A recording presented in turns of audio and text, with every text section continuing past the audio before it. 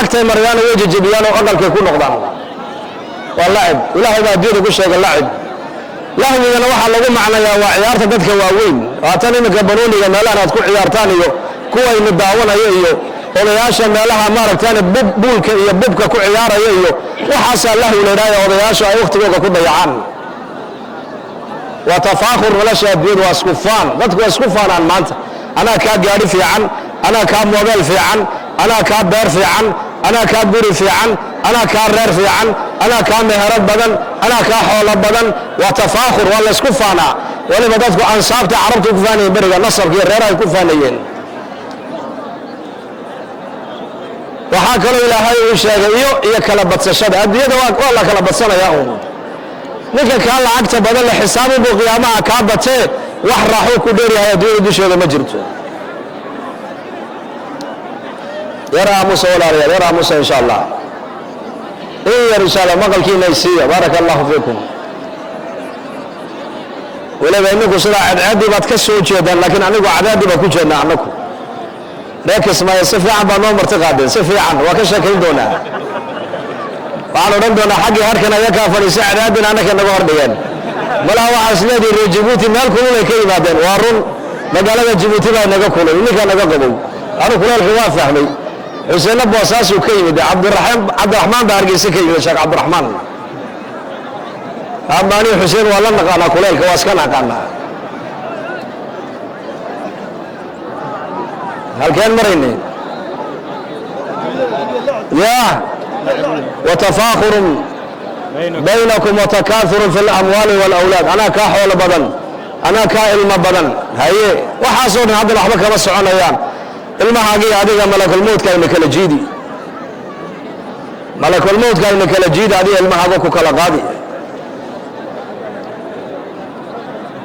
لولا شاء الدنيا إلهي بقرآن كان له شيء قيمة ملك marka ayaana adduunyada isku nicin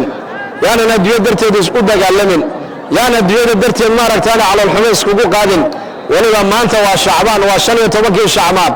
waxa laga yaabaa xalay inay hayda macaawaba inay noqotaan laga yaabaa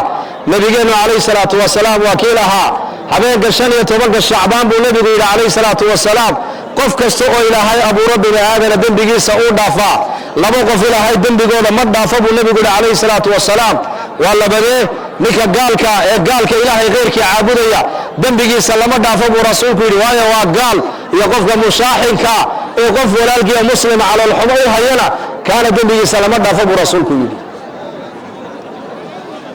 marka hanis afino hanis saamaxno oo xuquuqda aan nagu leeyahay aan iska ilaalinayna waxa kamida xaq ilaahay garo oo xaq nabiga garo uu kugu leeyahay alayhi salaatu wasalaam xuquuqda bini aadamka aan iska ilaalino xuquuq al-ibaad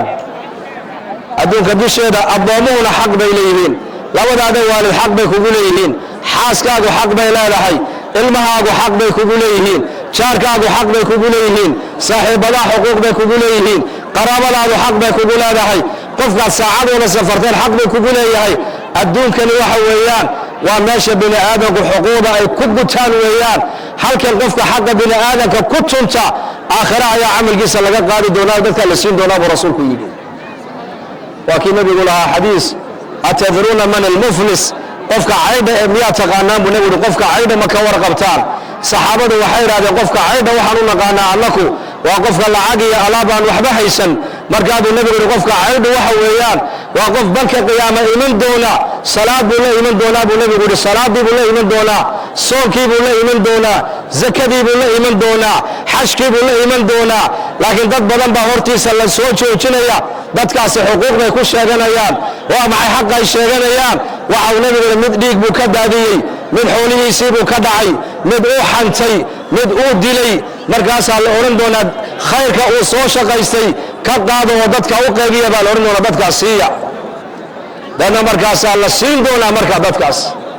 marka waliba dad kale badan baa soo hadhi doona oran doona ilaahu adoonka anaguna xaq baa ku leenahay waa maxay xaqaasi dam xaq baa ku leenahayo adduunka dusheediba xuquuqdeeda naga qaba marka baa la oran doonaa amalkiisa ka soo qaada